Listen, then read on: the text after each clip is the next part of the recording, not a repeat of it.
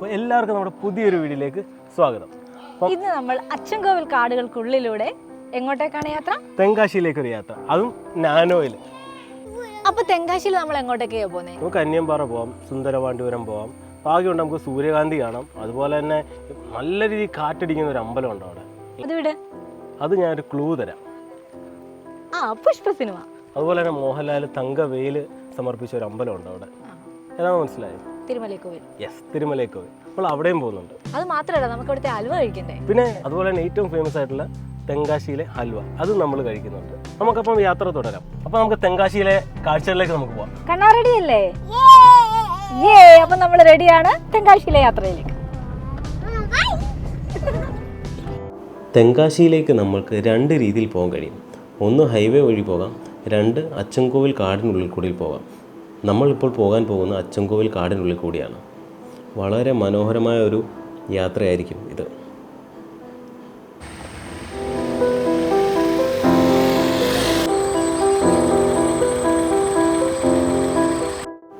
കാടിനുള്ളിൽ കൂടിയുള്ള യാത്ര അതിമനോഹരമാണ്.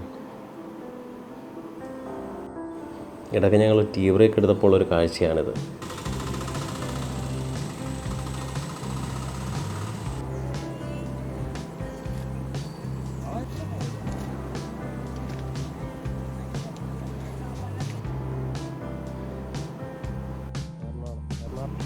പോകുന്ന വഴിയിൽ കണ്ടതാണ് ഇങ്ങനെ ഒരു കാഴ്ച. എന്നാൽ പിന്നെ ഒന്ന് ഇറങ്ങിയിട്ട് പോകാമെന്ന് കരുതി. വെള്ളം കണ്ടാൽ പിന്നെ ഞങ്ങളുടെ കുഞ്ഞിന് അതിലൊന്ന് കുളിച്ച് കിടങ്ങുള്ളൂ. കുഞ്ഞിന് മാത്രമല്ല, ചില സമയത്ത് നമ്മുടെ ഉള്ളിലും ഇങ്ങനൊരു മോഹം വരും. പക്ഷേ അതിനുള്ള ഒരു തയ്യാറെടുപ്പും കൂടിയല്ല വന്നത്. അതുകൊണ്ട് തന്നെ ഞങ്ങളാരും ഇറങ്ങിയില്ല. കുഞ്ഞിന് എപ്പോഴും നമ്മൾ ട്രാവൽ ചെയ്യുന്ന സമയത്ത് എക്സ്ട്രാ ഒരു 2-3 തുണി കരുതാറുണ്ട്. അതുകൊണ്ട് തന്നെ അവന് കുഴപ്പമില്ല, അവൻ നന്നായിട്ട് എൻജോയ് ചെയ്യുന്നുണ്ട്.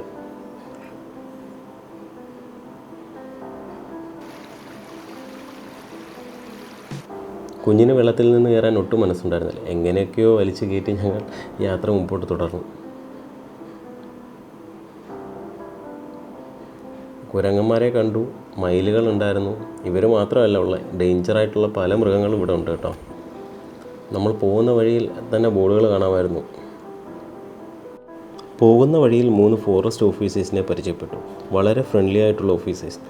പോകേണ്ട വഴിയും കാണേണ്ട കാഴ്ചകളും അവർ പറഞ്ഞു തന്നു. പോകുന്ന വഴിയിൽ കണ്ടതാണ് ഒരു മയിലിൻ കൂട്ടം. എന്തു ഭംഗിയല്ലേ കാണാനായി. കുഞ്ഞുങ്ങളാണെന്ന് തോന്നുന്നു. പീലുകൾ വളർന്നു വരുന്നതേ ഉള്ളൂ. ഞങ്ങൾ വണ്ടി നിർത്തിയപ്പോൾ വണ്ടിയുടെ അടുത്തേക്ക് എത്തി.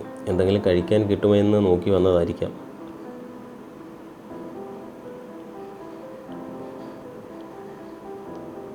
അങ്ങനെ ഞങ്ങൾ തമിഴ്നാട് ബോർഡർ കടന്നിരിക്കുകയാണ്.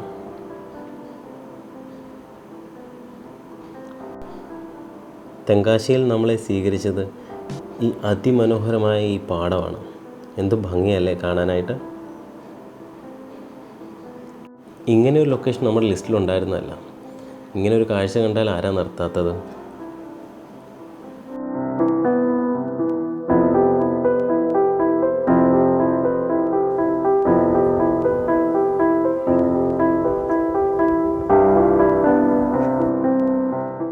അവിടെ നിർത്തി കുറേ ഫോട്ടോസും കാര്യങ്ങളൊക്കെ എടുത്തു. അതിനുശേഷം നമ്മൾ യാത്ര തുടരുകയാണ്.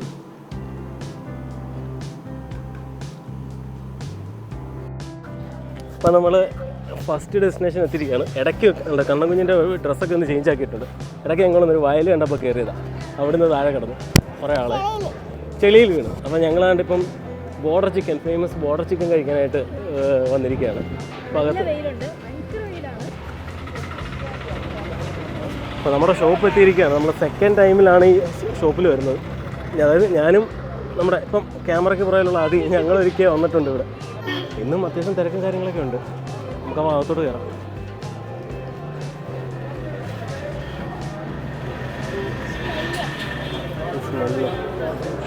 ഇരിക്കാൻ ഇവിടെ ഭയങ്കര തിരക്കാണ്. അതുകൊണ്ട് നമ്മൾ ഇതുപോലെ തന്നെ പുതിയൊരു റെസ്റ്റോറൻ്റ് ഉണ്ട് നേരെ ഓപ്പോസിറ്റ് സൈഡിൽ. അപ്പോൾ അങ്ങോട്ട് പോവാണ്.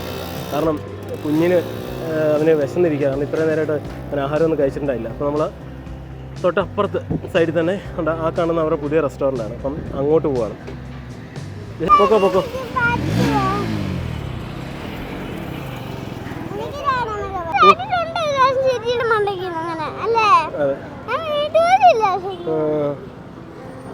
ഇനി ഇവിടെ എന്താണ് അവസ്ഥ എന്ന് അറിയില്ല കേട്ടോ. അകത്ത് ചെല്ലുമ്പോൾ അറിയാം ഇവിടെയും തിരക്കാണോ എന്നുള്ളത്.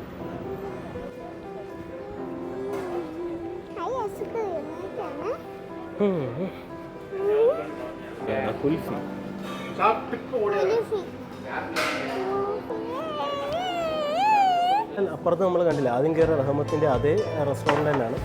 പിന്നെ അവിടെ പുതിയ നവീകരിച്ചൊരു ഷോപ്പാണ്. പിന്നെ ഇച്ചിരി ഹൈജീൻ ആണ്.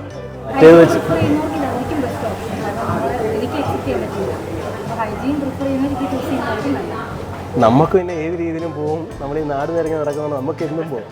ഇവർക്കത് പറ്റത്തില്ല, അതാണ് വിഷയം. ഫാമിലിയായിട്ട് എനിക്കൊന്ന് ഫാമിലിയായിട്ടുള്ളവർ കൂടുതലും ഇവിടെ ആണ് വന്നിരിക്കുന്നതെന്ന് തോന്നുന്നു.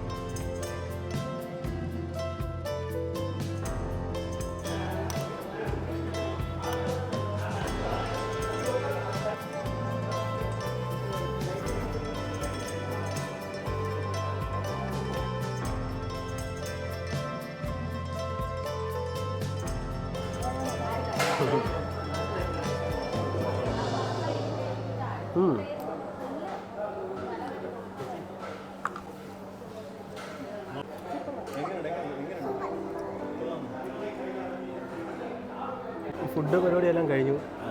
ബിരിയാണിയും അതുപോലെ തന്നെ ബോർഡർ ചിക്കൻ, ഫേമസ് ബോർഡർ ചിക്കനാണ് ഓർഡർ ചെയ്തത്. ബിരിയാണി സത്യം പറഞ്ഞാൽ ഞങ്ങളെപ്പോലെ ആരും കഴിക്കുന്നവർക്ക് ഒരെണ്ണം വാങ്ങിച്ചാൽ 2 പേർ കഴിക്കാനുള്ളതുണ്ട് ആക്ച്വലി. അതുപോലെ തന്നെ കുഞ്ഞിന് എരിവാണ്, ശകല എരിവ്. കുഞ്ഞുങ്ങൾക്ക് ഇച്ചിരി പ്രശ്നമായിരിക്കും. അപ്പോൾ അവന് ആദ്യം നമുക്ക് ശകലം റൈസ് ഇട്ട്, പക്ഷേ എരിവ് കാരണം നമ്മൾ പൊറോട്ടയാണ് മാറ്റി പൊറോട്ടയാണ് കൊടുക്കുന്നത്. കൊള്ളാം, നമുക്ക് ഈ പറയുന്ന പോലെ ആ പറയുന്ന ഹൈപ്പിനുള്ള സാധനം ഉണ്ട്. അപ്പോൾ ഗൈസ് നമ്മൾ ഫുഡൊക്കെ കഴിച്ചു. ബില്ല് നമുക്കായത് 1120 ആണ്. ഓക്കെ ബില്ലാണ്. ഫുഡ് എനിക്ക് പേഴ്സണലി എനിക്ക് കുറച്ച് സ്പൈസി ആയിട്ട് ഫീൽ ചെയ്തു, പക്ഷേ ഓക്കെയാണ്, ടേസ്റ്റ് ഉണ്ട്. നിങ്ങൾക്ക് ചൂസ് ചെയ്യാം. പിന്നെ അപ്പുറത്തേനെക്കാട്ടി എനിക്ക് കുറച്ചുകൂടെ ഹൈജീൻ ഫീൽ ചെയ്തത് ഇവിടാണ്. നല്ല വെയിലുണ്ട്. നമ്മുടെ അടുത്ത ലൊക്കേഷൻ എന്ന് പറയുന്നത് കാശി വിശ്വനാഥ ടെമ്പിളാണ്. പിന്നെ അവിടുത്തെ ഫേമസ് ഹൽവയും.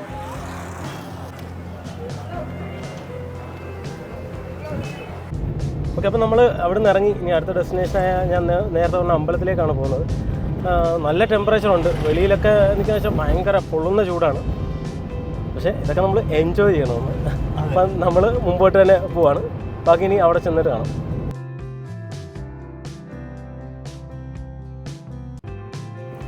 അത്യാവശ്യം ദൂരെ നിന്ന് തന്നെ ക്ഷേത്രത്തിൻ്റെ ഗോപുരം നമുക്ക് കാണാൻ കഴിയും.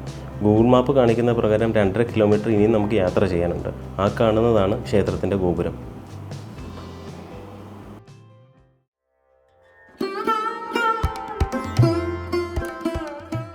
അപ്പോൾ നമ്മൾ നിൽക്കുന്നത് നമ്മുടെ അടുത്ത ഡെസ്റ്റിനേഷൻ്റെ ഫ്രണ്ടിലാണ്, അതായത് കാശി വിശ്വനാഥ ടെമ്പിൾ. ഇതിൻ്റെ റിനോവേഷൻ വർക്കൊക്കെ കഴിഞ്ഞതാ. ഇപ്പം ഭയങ്കര ബ്യൂട്ടിഫുൾ ആയിട്ട് ഇതിൻ്റെ വർക്ക് ചെയ്തിട്ടുണ്ട്.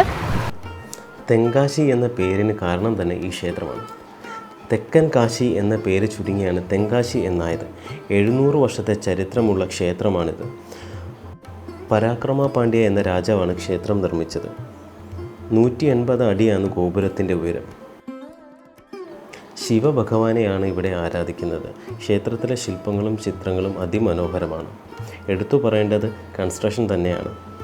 വായുസഞ്ചാരം അത് നമുക്ക് ക്ഷേത്രം ശ്വസിക്കുന്നതായാണ് തോന്നുക. അതിമനോഹരമാണ്. എല്ലാവരും മസ്റ്റായും വന്ന് വിസിറ്റ് ചെയ്യേണ്ട ഒരു ക്ഷേത്രം തന്നെയാണിത്.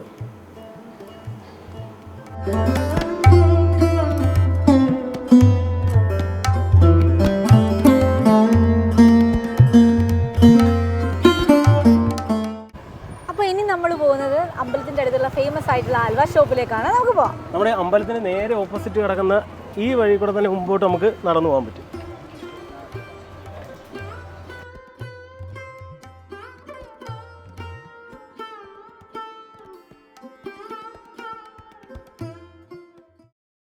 ഇപ്പം ഇതാണ് ഫേമസ് ആയിട്ടുള്ള ഹൽവയുടെ ഷോപ്പ്. നല്ല തിരക്കുണ്ട്. അതെ, അത്യാവശ്യം നല്ല തിരക്കുണ്ട്. നോർമലി ഇതിലും തിരക്ക് ഉണ്ടാവാറുണ്ട്. ഇന്ന് ഇച്ചിരി തിരക്ക് കുറവാണ്. ഉച്ച സമയം ആയതുകൊണ്ടായിരിക്കാം. നമ്മൾ വെയിറ്റ് ചെയ്യാണ് ഹൽവ കിട്ടാനായിട്ട്.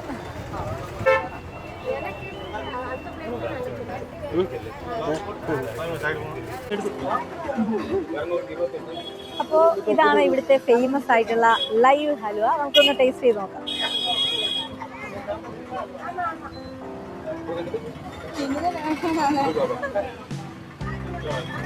ഞാൻ ടേസ്റ്റ് ചെയ്യാണ്.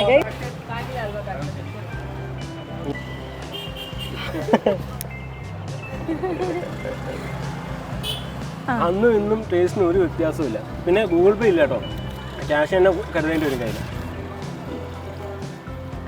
ഭയങ്കര സോഫ്റ്റാണ്. നമ്മൾ നോർമൽ നമ്മുടെ ഇവിടെ കഴിക്കുന്ന ഹൽവയുടെ ഒരു ഇതല്ല. ഭയങ്കര സോഫ്റ്റാണ്. എന്താ പറയുക, ഒരു അധികം മധുരമൊന്നുമില്ല, എന്നാൽ ഭയങ്കര ഒരു ജെല്ലി ടൈപ്പ് ഹൽവയാണ് വരുന്നത്. പക്ഷെ മസ്റ്റ് ട്രൈ ആണ്. ഹൽവ കഴിച്ചു. ഇനി നമ്മൾ അടുത്ത ലൊക്കേഷനിലേക്ക് പോവാണ്. തെങ്കാശി വരുന്നവർ എന്തായാലും ഹൽവയൊന്ന് ടേസ്റ്റ് ചെയ്ത് നോക്കണം കേട്ടോ. അപ്പോൾ നമുക്ക് അടുത്ത ലൊക്കേഷനിലേക്ക് പോവാം.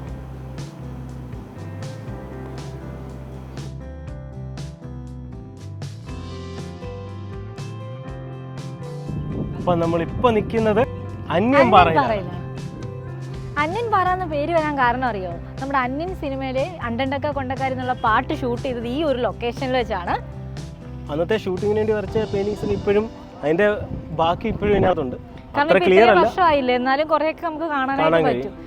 അന്യൻപാറയ്ക്ക് സൈഡിലായി ഒരു ചെറിയ കുത്തുപണിയും കാര്യങ്ങളൊക്കെ ഉണ്ടായിരുന്നു. ഞങ്ങൾ ഇതിന് മുകളിലേക്ക് കയറാൻ പോവുകയാണ് ഇനി.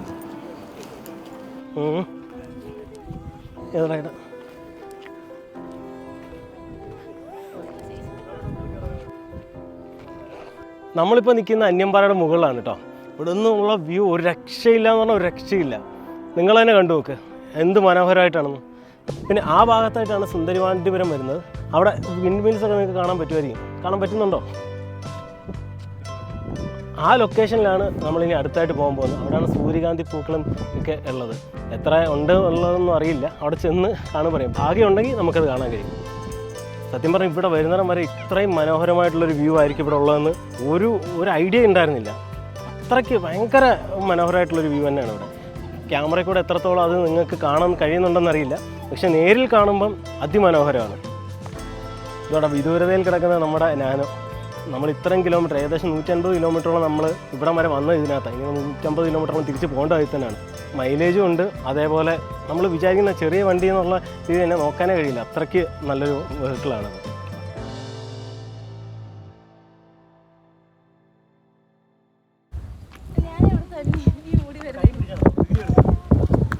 നമ്മളിനി അടുത്ത ലൊക്കേഷനിലേക്ക് പോവുകയാണ്. അതിശക്തമായ കാറ്റ് തന്നെയാണ് ഇവിടെയും കേട്ടോ. അതുകൊണ്ട് തന്നെ നമ്മുടെ മൈക്ക് വെച്ചിട്ട് സംസാരിച്ചിട്ട് കൂടി വിൻഡ് ബ്ലാസ്റ്റ് ഭയങ്കരമായിട്ടുണ്ട്. അതുകൊണ്ടാണ് ഞാൻ ഈ വോയിസ് ഓവർ കൊടുക്കുന്നത്. നമ്മുടെ നാട്ടിലെങ്ങും കാണാൻ കഴിയാത്തൊരു കാഴ്ച. റോഡരികിൽ ഇതുപോലെ കുന്നു കൂട്ടിയിട്ട് വിൽക്കുന്നു ഉള്ളി. വിലയും വളരെ തുച്ഛം. എന്നാൽ പിന്നെ വീട്ടിലേക്ക് അതാവാന്ന് കരുതി അങ്ങനെ അതും വാങ്ങി, ഒരു കെട്ട് പയറും വാങ്ങി. ഓരോ യാത്രകളും നമ്മൾക്ക് നൽകുന്നത് ഓരോ പുതിയ അനുഭവങ്ങളും അതുപോലെ തന്നെ ഓരോ പുതിയ കാഴ്ചകളുമാണ്.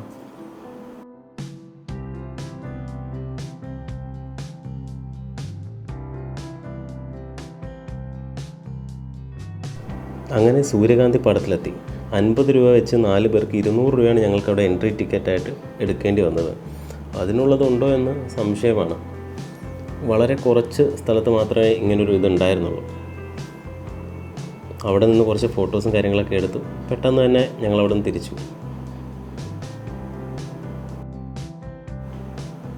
നമ്മളുടെ ഇപ്പോഴത്തെ യാത്ര വിൻഡ്മില്ലിൽ നിന്ന് നടക്കുകയാണ് കേട്ടോ. നമ്മളിനി അടുത്തത് പോകാൻ പോകുന്നത് തിരുമലൈക്കോവിലേക്കാണ്.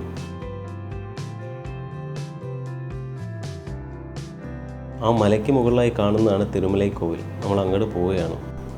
താഴെ നിന്ന് ടിക്കറ്റ് എടുത്തതിന് ശേഷം വേണം മുകളിലേക്ക് കയറാൻ. 50 രൂപയാണ് എൻട്രി ഫീസായിട്ട് വരുന്നത്.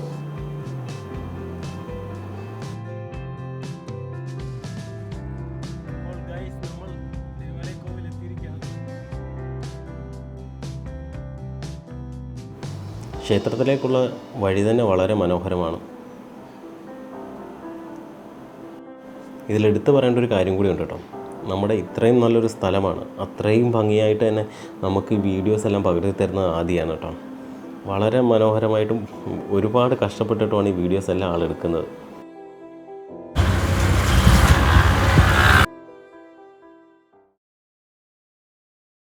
അപ്പം നമ്മുടെ ഈ ട്രിപ്പിൻ്റെ അവസാന ഘട്ടത്തിലേക്ക് കടന്നിരിക്കുകയാണ്.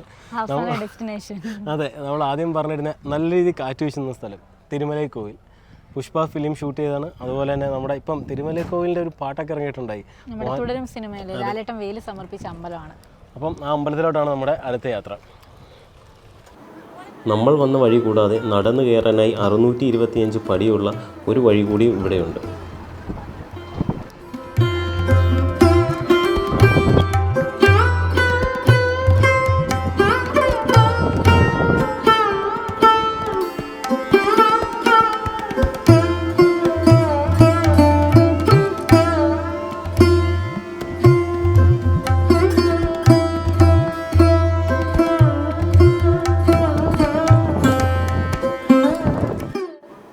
ഇതാണ് തിരുമലൈ കോവിൽ. മുരുകസ്വാമിയാണ് ഈ ക്ഷേത്രത്തിൽ ആരാധിക്കുന്നത്.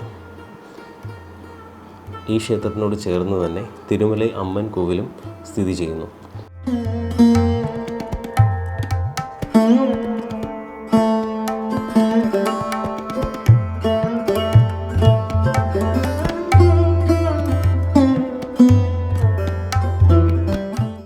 ക്ഷേത്രത്തിന് മുകളിൽ നിന്നുള്ള കാഴ്ച അതിമനോഹരമാണ്.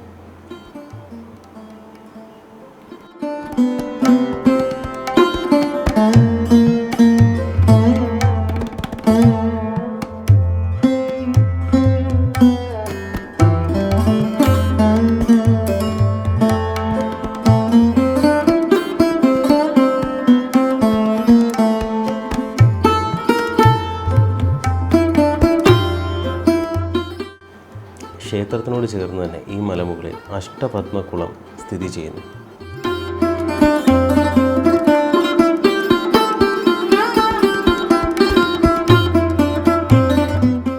അപ്പോൾ എങ്ങനെയുണ്ടായിരുന്നു നമ്മുടെ യാത്ര? നല്ല യാത്രയായിരുന്നു. എനിക്ക് ഒരുപാട് ഇഷ്ടപ്പെട്ടു. കുറേ ദിവസത്തിന് ശേഷം ഭയങ്കരമായിട്ട് മൈൻഡ് ഒന്ന് എന്താ പറയുക, സമാധാനമായി. കുറേ ദിവസത്തിന് ശേഷം കുറേ ആയി ഇങ്ങനെ യാത്രയൊക്കെ പോയിട്ട്. നമ്മൾ നേരത്തെ ഇടയ്ക്ക് ഒരുപാട് യാത്രകളും കാര്യങ്ങളൊക്കെ പോകുന്നതായിരുന്നു. പക്ഷേ ഒരുപാട് നാൾക്ക് ശേഷമാണ് നമ്മൾ ഇങ്ങനൊരു യാത്ര പോകുന്നത്. അതും അത് വലിയ ദൂരം ഇല്ലെങ്കിൽ ഒരു ദിവസം കൊണ്ട് നിങ്ങൾക്ക് സുഖമായിട്ട് ഈ തെങ്കാശി വന്ന് കറങ്ങി ഒരുപാട് കാഴ്ചകൾ കണ്ട് മനസ്സും നിറച്ച് പോകാൻ കഴിയും. നമ്മളപ്പം ഇവിടെ വെച്ച് ഈ ഒരു വീഡിയോ എൻഡ് ചെയ്യാണ്. നിങ്ങൾക്ക് എല്ലാവർക്കും പെടും എന്ന് വിചാരിക്കുന്നു. ഒരുപാട് നന്ദി. Thank you.